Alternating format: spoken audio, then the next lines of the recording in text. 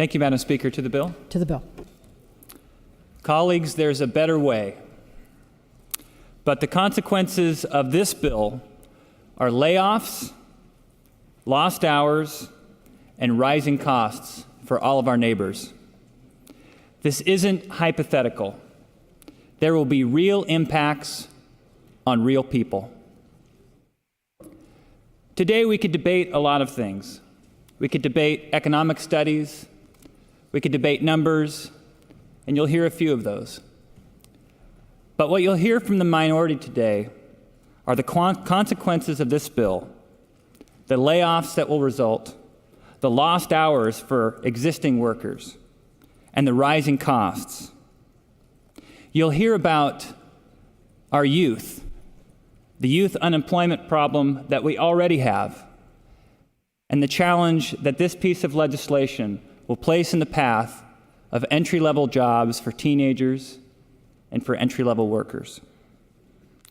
You'll hear about the silent effects of this bill, the workers who don't go from 30 to 40 hours, or who are from 40 hours and reduced to 30 or 20.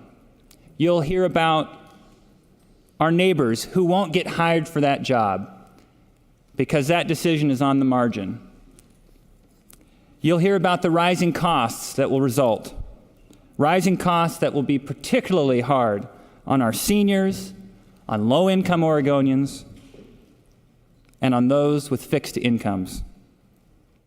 You'll hear about the impact on our schools, the impact on our government, on our state budget, and the impact on our children.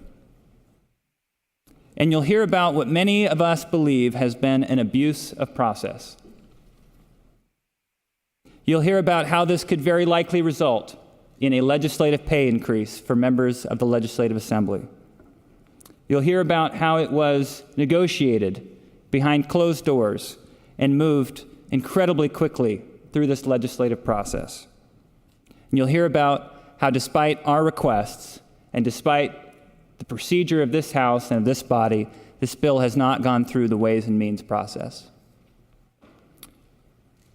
But most of all, I hope you'll take away that there is a better way. But the consequences of this bill will be layoffs, lost hours, and rising costs for all of our neighbors. This isn't hypothetical. There will be a real impact on real people. I want to thank the co-carriers for their decorum, for their able speeches. I want to thank each member of this assembly for the debate that we're currently having, for having it in a respectful way. And I want to assure Oregonians that this debate is about real impacts, real people, not economic studies. Thank you, Madam Speaker.